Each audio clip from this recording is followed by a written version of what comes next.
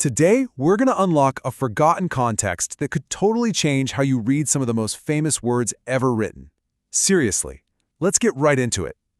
Okay, so this sentence, you've probably heard it. It's one of the most powerful, most debated verses ever written. But here's the thing. Its meaning isn't just in the words themselves. It's all about the world they were spoken into. So what did these words mean back then? Well, the answer is probably not what you're thinking. To get there, we kind of have to become textual time travelers. We've got to peel back centuries of interpretation and try to hear these words like a first-century person would have. Okay, first things first. Let's talk about a really common trap we all fall into when we read old texts. It's something that happens without us even noticing it. It's a little something called anachronism. And think of it like this. It's like you're watching a silent film from, say, 1920, and you complain that it doesn't have any sound. I mean, you'd be judging it by a standard that didn't even exist yet, right? You're missing the whole point. And believe it or not, we do that all the time with ancient writing. And this is where you can really see those two different worlds clashing. Most of us today, we read John 1:1 through the lens on the left, the Nicene lens, a framework that was hammered out centuries after John wrote his gospel. But John, he was writing from the world on the right, a first-century Jewish world that had its own very specific ideas about a supreme God and his powerful divine agents.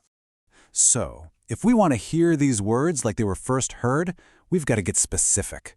We need to jump in our time machine and head back to Roman Alexandria. There's a brilliant guy there we need to meet, someone writing and thinking at the exact same time as Jesus and the apostles. And that guy is Philo of Alexandria. I mean, this was probably the most important Jewish intellectual of his time, and he was wrestling with this massive philosophical problem, a question that really gets to the heart of monotheism. And the question is this: how does a God who is totally transcendent, perfect, timeless, not made of physical stuff, how does that God create and sustain our messy, physical, constantly changing universe? For Philo, the answer wasn't just some abstract idea. No, it was a personified principle, a divine go-between who could bridge that enormous gap. And he called this mediator the Logos. And folks, understanding what Philo meant by that word is absolutely key. This is where the whole concept really starts to take shape. So the Logos was God's divine word, his reason, the principle that brought the universe into being. But Philo went deeper than that. He gave the Logos a very specific resume, a profile of titles and attributes that spelled out its job. Let's take a look at that profile. Now, these aren't just fancy poetic titles. Each one has a really precise meaning. They define the Logos' status and, importantly, its relationship to the one, supreme God. Let's break down a couple of the big ones. Okay, this is so important. The Logos is the firstborn. It's brought forth before anything else in creation. But, and this is the key, it's still derived from the Father. It's the highest of all generated things, meaning it was made. It isn't self-existent, it has a source. And that leads us to a really critical philosophical idea. It's called aseity. Yeah, I know, it's a big word, but the idea is actually super simple. It just means being self-caused, having no origin. And in Philo's world, only the supreme God, the Father, has aseity. Everything else, and that includes the Logos, is an effect. The Logos might be the first and the highest effect, but it's still an effect. And then there's this one, a second God. Whoa, that sounds shocking, doesn't it? But remember, Philo was a deeply committed Jewish monotheist. For him, this wasn't polytheism. It was his way of saying that the Logos is genuinely divine. It shares God's nature, it does God's work, but it's still subordinate to the one, absolute, supreme God. Think of it as being divine like an agent is, not like the ultimate source is. Okay, so that's the world of Philo. You with me? Now, here's where it gets really, really interesting. We take this very specific, well-known first-century profile of the Logos, and suddenly we see it popping up, almost word for word, in the writings of the apostles. So when the Apostle Paul writes this about Jesus, he's not just making up new poetic titles out of the blue.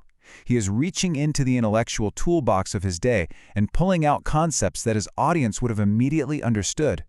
And right here, the connection is it's undeniable. Image of God, firstborn, instrument of creation. It's a perfect match with Philo's profile of the Logos. Paul is clearly identifying Jesus with this well-understood figure, the ultimate divine agent of the Father. And it's not just Paul. The author of Hebrews does the exact same thing. describing the sun as the radiance and the exact imprint of God's nature, that language maps perfectly onto how Philo talked about the logos being the visible expression of the invisible God. You see the pattern here? It's incredibly consistent.